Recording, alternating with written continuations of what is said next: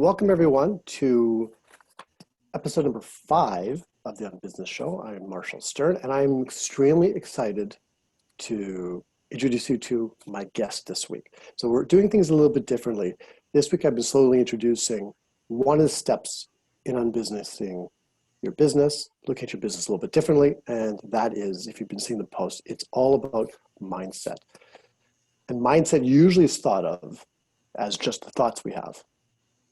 Positive thinking. And it's a little bit different. It's not just that. And we're living in a bit of a crazy time. So I'm introducing you today to someone who can really help all of us quiet things down a little bit. Her name is Shasta Angel.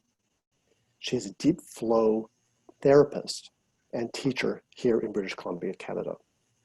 Now, deep flow, she'll talk more about that, but deep flow is a progressive approach to postural alignment and a way of life. Don't we all need that? It promotes the mind, breath, body, and soul connection.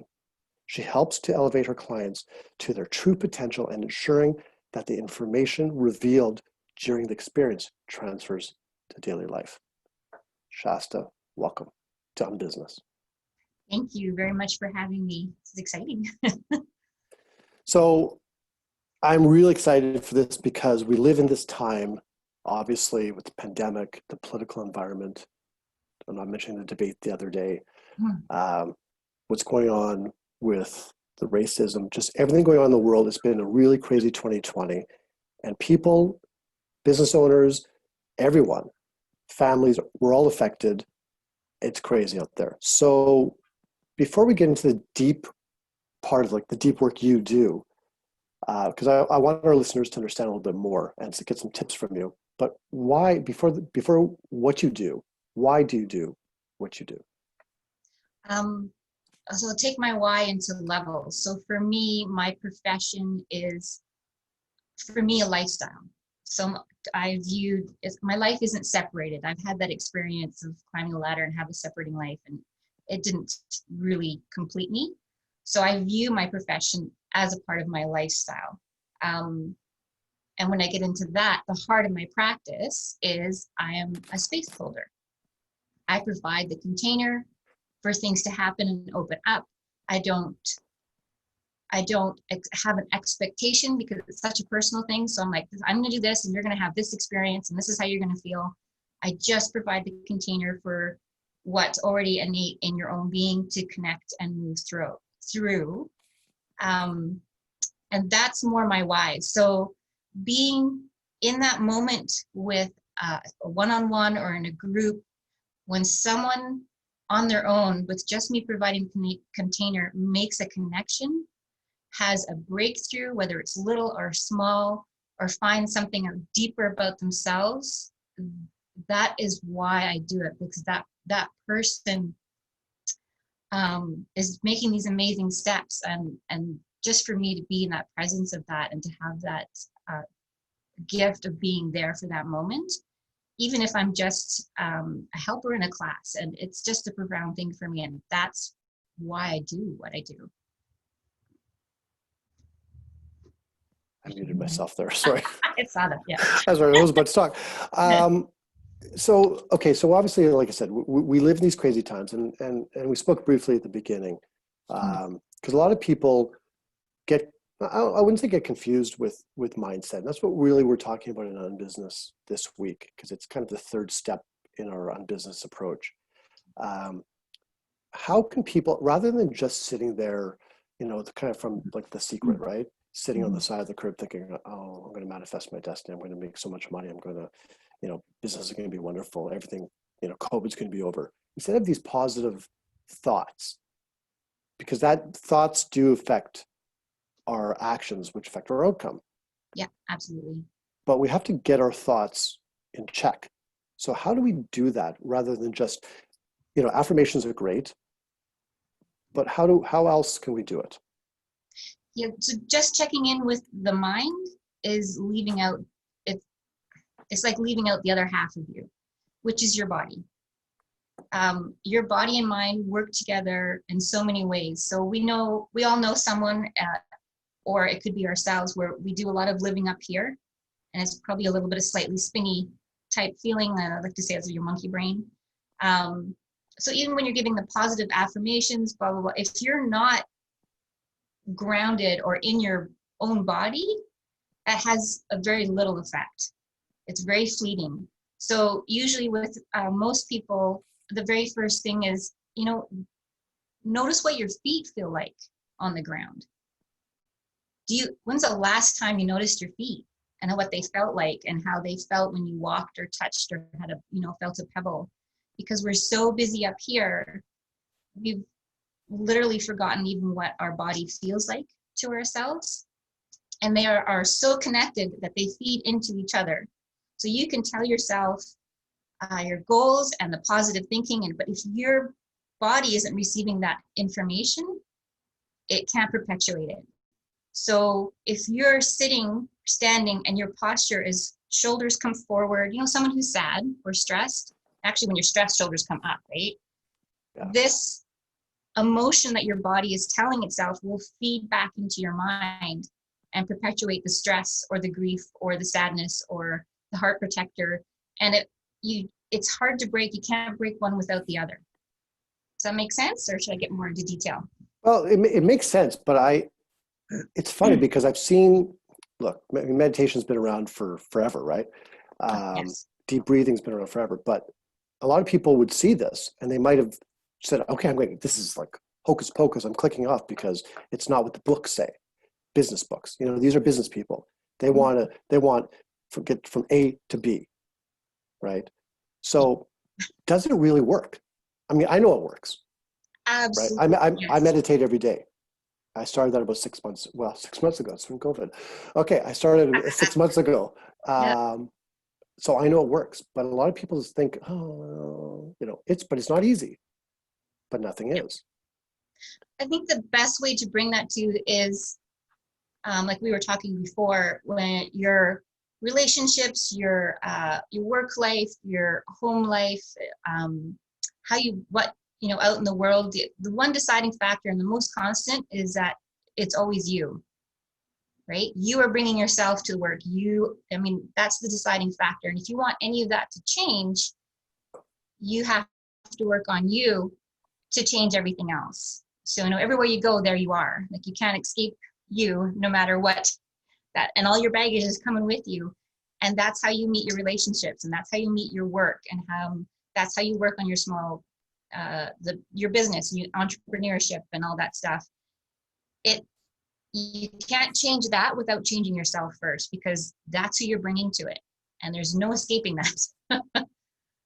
Oh, and I love that, because I think I posted even the other day, and I've shared the Dr. Wayne Dyer quote. When you change the way you look at things, the things that you look at change. Mm-hmm. But that also goes to just when you change yourself, things change. It's like, I think was it Albert Einstein? Was it his quote? If you continue to do the same thing, you'll continue to get the same results, right? So if you change things will change, good or bad. I mean, depending on how you change it, obviously. Right, exactly. So what can someone do? Okay, so most of our listeners they're business owners. Some of them are overwhelmed. They might have, so a couple things are happening for them. They might have young family, and they're juggling their family, their kids, and their business. Now you throw in the pandemic. Businesses, maybe, because we have people who business is booming, like it's amazing, but they don't have time to see their kids. And then we have other people where business is really struggling, or maybe even like really like on the verge of closing. But either way, they're exhausted, they're stressed. Then we have the media. The easy answer is turn off the media, stop watching the news. But with everything going on, what's some tips that we can do to get through this, and not just get through it, but really start to thrive in our own self? Yep, absolutely. So a really important thing is how you start your day and how you finish your day. And that's different for everybody. So whether you have your cup of coffee sitting in the corner of the window for 5 to 10 minutes and set your intention for the day, Meaning it could be as simple as, I know for me, when I know I have a day that things are just happening one after the other, my intention for that day is probably going to be being present. Meaning when I'm doing the phone call work, I'm just doing the phone call work. When I'm doing all the filling out of the forms and stuff and going through clients and making notes, that's all I'm doing. I'm not thinking ahead. I'm not thinking 4 things out, just being present in the tasks that you're doing. And that for me takes a lot of pressure off right away. But setting your intention in the morning, today I'm going to remember to breathe. You know, I'm going to stop throughout the day and take 3 breaths, 10 seconds and continue on. Something in the intention for the day. It can be crazy, stupid, simple, which is always the best, right? So it doesn't have to be a 20-minute meditation yoga practice. It can be a 5-10-minute thing that can really set up your day. So everybody has something. So something you really enjoy, you don't need a lot of time, nothing to do with your phone or the news or Facebook or anything like that going on. It's a moment to yourself. And I get up just about 10, 15 minutes earlier just to make sure I can make that happen. And I'm not going to miss that 10 minutes, 15 minutes of sleep. So you're not necessarily subscribing to the 4 or 5 a.m. club for everyone? No. It's the answer for everyone. No, I mean, I have a very good friend who is not a morning person. She really gears up in the evening. That's her time where her brain is working at capacity. So that's when she tends to do a lot of her work. So I don't, contact her before 8 in the morning. Because her shift, you got to work within your own. You don't have to meet someone's so-called expectations. For me, I'm really good at 6 o'clock in the morning. I'm a morning person. I get up at 6. Don't do well 5:30 though. That's just a little too early. I move a little slower, and I end up, when I move slower, I eat up the time I would have, gone to anyway. You really have to work what works for you. That's wonderful. I think that's the key, and that it builds on an interview we had with John Lamont a couple weeks ago, all about same thing. Like we were kind of, because there are all these experts saying, the 4 or 5 a.m. club, and get up, exercise, drink water, drink tea, green tea, which is great. Exercise, journal, 2 hours before you normally get up, and then your day is set. But not everyone is like that. And no, yeah, it's no good. If you're trying to be someone else, then again, you're developing a relationship with someone else instead of yourself. And you're setting yourself up for failure, which you beat yourself up over it, and yes, and you should enjoy it. I mean, if you're not, having that moment to yourself, which should bring you peace, and you set your intention. And if it's you still have one eye closed while you're trying to do this, it just doesn't happen. And then of course, when you're going at night, taking those 5-10 minutes. I mean, if you have 20 minutes, great, but it doesn't need to be a certain amount of time to have an impact. Just breathing and take yourself and down. So let's look at so that's awesome. And I'm taking tons of notes here because I'm all about setting your intention. And so I love that you said that. But let's look at the opposite of that, of how you start your day and how you end your day. Because there's a lot of people, right, that just get up and they're done. They're going. They're off. Yeah. They practically sleep in their clothes, right? I mean, they're within 5 minutes, they're out the door and they're frantic. Yes. How does that really affect us moving forward? It's funny because initially I was that person. I was taught that busy was, equal success, and busy actually ended up me being very ill, and and it wasn't a lot of fun. That franticness in the nervous system, if we just look at the nervous system, it's still built in the way where it has this fight, flight, or freeze.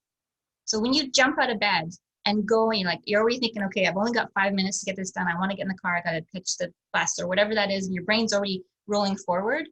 Your mind, but also your body, which feeds into it, is already in the sense of, it doesn't understand that business sense. It understands being chased and eaten by a bear kind of situation, right? So it's letting go of those hormones, that cortisol is getting going. And over time, it's not really meant to keep going. Like, that's supposed to save you from a predator. and then you relax and you let go. But if you have this constant going in the morning, right from you get up, your body thinks it's in danger 24/7, and it's going to react accordingly, and it's going to make decisions accordingly. And when your body's in that state, even looking at your digestive system, when you're running from a bear, your body's not caring about the muffin you had for breakfast and it's being digested. It's more interested in keeping that adrenaline going, and the arms are moving and the brain trying to be sharp. And we start getting digestive problems. We get ulcers because the body has abandoned the stuff in order to get survival mode. And then we also make decisions in that survival mode, which are not necessarily the right decisions for us. It's quick, short, it's getting me through, I'm powering through. And the real important deep stuff is just mowed over, because if you're thinking about survival, it doesn't really matter at that moment. Unfortunately, long term, the repercussions are quite big. 5-10 minutes, all you need. Yeah. But that really goes for almost anything throughout the day too, right? Yes. It's like, I have a mentor of mine and he always says, slow down to speed up. And Yes. I tell my staff in my sign and graphics company, sometimes we work, because we're with deadlines, constant deadlines. And it's like, okay, guys, we just need to, because that's when mistakes happen, when you're just go, go, go, go, go. And you're not really thinking, you're kind of just an autopilot. Sometimes you need to just slow down, breathe, right? And we all get caught up into it. So even throughout the day, taking that 5-10 minutes before you switch gears, or maybe in the middle of something, when I guess when your body is feeling it, because our body, right? I mean, you could talk about that a lot more than I can, but your body really is the, I don't know what the word I'm trying to come up with, but it's the tell all of how we're feeling. Yeah, the reflection of what's going on. Reflection. That's the word, yeah. Reflection. Yeah. Very much so. That's awesome. So, okay. Morning, nighttime routine, very key. Obviously, throughout the day, we can throw in some of the same tips.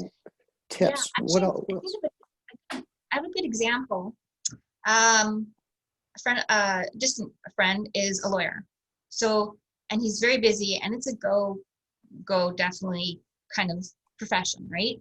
So he finds in the middle of the day, he has certain props that he keeps in his closet in his office, and he does what we call a restorative pose, which is for the nervous system to calm down. So what he does is he gets against the wall and puts his legs up the wall, back on the floor, and we call it the waterfall because of course all the blood kind of pools down back into your organs and stuff.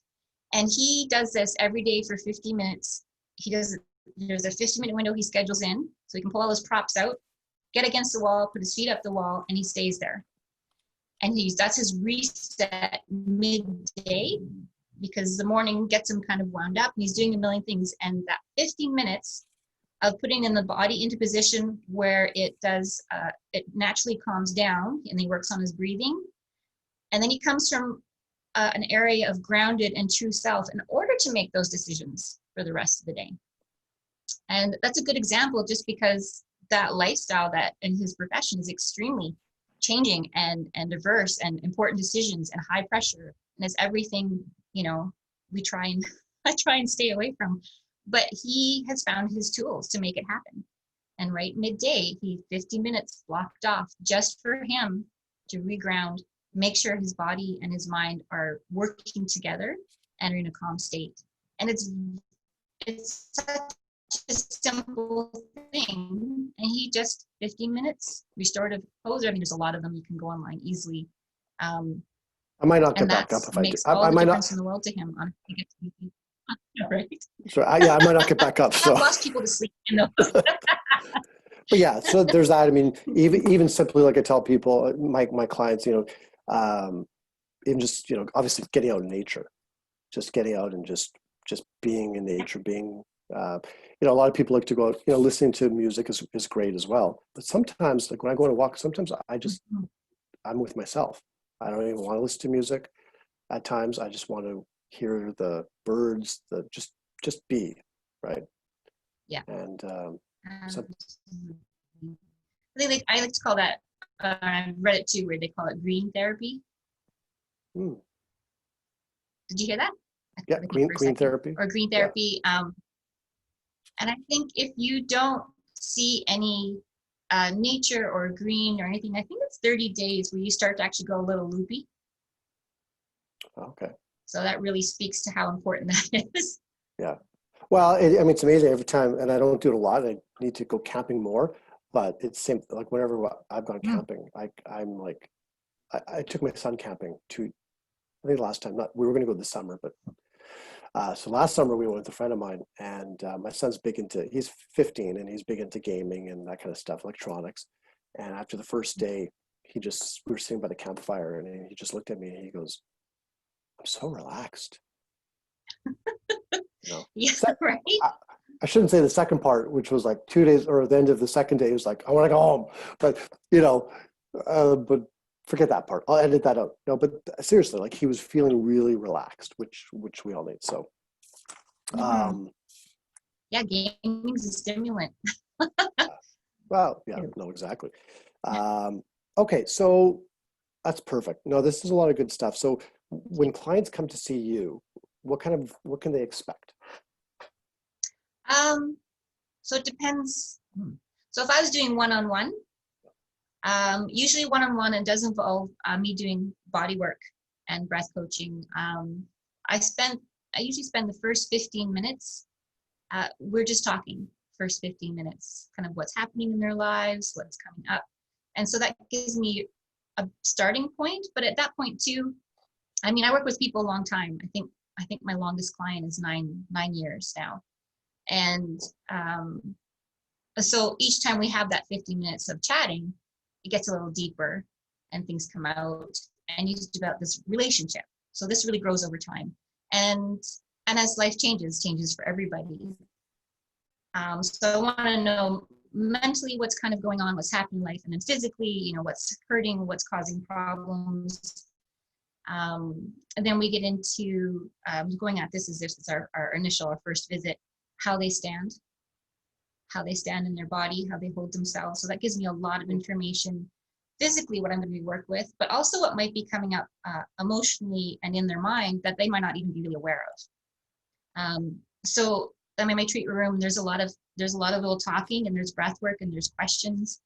And so we might change alignment a little bit, ask how that feels. We might even do movements. Like when you reach for something, what does that look like? And what does that feel like? Where are you holding? And then I'll give feedback too. I said, this area this usually happens when there's stress. Do you feel pain in here? And we have this going back and forth. I have a bench for a deep flow bench design. So when they sit on it and we start doing movements, and then I can start doing a release while they move. So I'm holding and they're moving to where their spot is, and they do a lot of their own release. So it's very much, I always say, you come to me, you're checking in, you're not checking out. We're gonna find out what your body feels like to you and what it's telling you, and does that match up with how you're thinking? And things might come up, and we've had some pretty, everybody's different, things that come up that were trauma that's showing up in the body, that upon further questioning is actually something that happened when they were young, and they're still holding it in their fascia system in their body. And the breath work, good deep intentional breath work, can actually release holding patterns in the body that I can't even reach as a body worker. Like, it's just so deep that I'd never reach it. So their breath work is what's doing a lot of the release on a physical, mental level that connects the two. I always say the breath work is the bridge between the body and the mind. That's what really connects the two. So I spend an hour and a half to 2 hours with one-on-one, or a little bit more even sometimes. Now, is it in person? Yep, in person. Yeah. It's not something that can be rushed. Right. And everybody needs a little homework. Is there something that you do, or in the future possibly, that would be virtual? Yes, I know with COVID, like you were saying, things are changing. So I did a lot of traveling, doing I do retreats, I do classes, they're 1-day classes or like 7-day retreats. But I also traveled and taught deep flow. So anyone that had some yoga experience or anatomy training, I could actually teach what I'm doing. And I had to do different levels. but I love to travel. Well, that's gone, right? So this whole traveling thing is out the window, and teaching in larger groups not happening. So this is really, for me, propelled me forward in a sense where I'm now relearning what that might look like online. So something that I do, a 10-month program where we meet once a month, is now being rewritten and reformatted to a 9-week program online, which is quite different. I'm used to having the people in the room and the energy dictating how each class is going to really go. I'll shift depending on what questions are happening. Well, that can happen now. So it's a huge learning curve for me. So I'm starting with a kind of like a beginner's little program where they can buy 100% chocolate from Guatemala with, everything. And it comes with a book that I've just finished writing, that, and a 1-hour, movement, breath, meditation. So it comes as a package. It's kind of like your little starting thing. Helps if you enjoy chocolate, but it's kind of like ground level stuff, right? Where you're going to step in. The cacao is 100%, so it has nutrients that are so high that it clears the mind and really helps someone to really ground a little faster. And because the 9-week program is really quite intense. And of course, from there's other things that I do that I keep thinking, well, I could put that online, where we do incredibly slow, restorative supported stretching for the body. Like in the 9-week program, we're talking about grounding, stress, all alignment. So alignment in the body, but also alignment in our thought patterns. What does that patterns mean to us? Like when you do something, is that truly a reaction, or is it something you've developed reaction-wise? There's just a million things to go through. So yeah, I'm really excited because I have this thing with learning. I love, if I won $1 million, I'd probably be in a course somewhere taking lessons and expanding my knowledge as quickly as possible. So yeah, I'm really enjoying putting this and finding ways to put this online that would be easy to access, and then finding a way to making myself available to answer questions and all that stuff.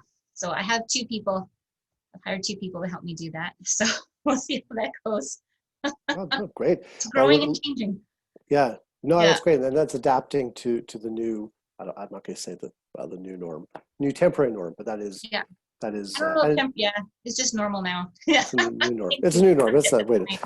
So, okay. So that's awesome. And I'm going to, people, if you have comments, if you're watching this and you have comments, please post them below, and we will definitely answer your comments, your questions, or comments. Last question for you, Shasta, before we close this out. How can people reach you? Do they want to reach out to you? What's the best way? Yeah, so my business name is actually Shasta Angel Body Wisdom. I have a website that is, a new website. I call it the baby website because it has all the basics on it. Okay. When you're on there, there's a link. You can put your email in. You can actually write me a little email question, whatever you want to do. I always answer them within 24 hours. It's probably the best way to contact me. I don't do one-on-ones right now because I haven't taken a new client in 2 years. So I'm very, very full on that level. But I could absolutely, I have stuff coming up. So I'm still doing classes in person right now because I happen to have access to a big space. But yeah, if you want to discuss what's happening or what you're interested in, if you want more information, absolutely. More than welcome. Just put your email in there and your message, and we can start it back and forth if you want, and that'd be great. Perfect. So sorry, what's the website? You just put shastaangel.ca. It'll come up. Okay. But also put Shasta Angel Body Wisdom, it'll also come up as well.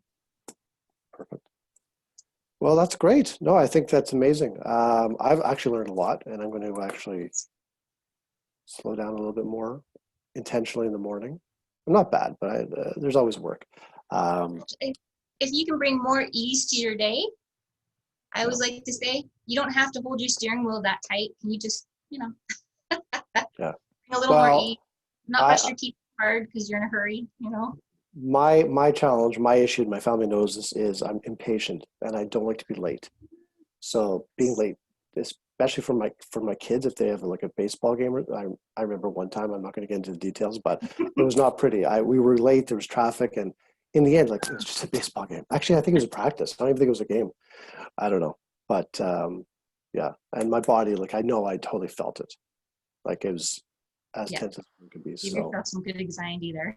yeah, and me getting uptight, is not going to help the fact that there's like bumper to bumper in front of me, right? So um, also And grocery lines, I don't grocery like either. lines. Just don't like it. Yes.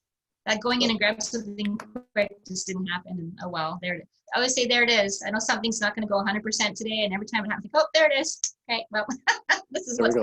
Check happening. it off. There we go. Check it off the list. Okay, well, this has been amazing. I thank you so much, and yeah, I look forward to getting to know you even further. But for everyone, post any comments below and check out Shasta's website. And thanks for joining us today in the Thank you so Business Show. much. Really enjoyed this. This has been amazing. Thank you. Thanks.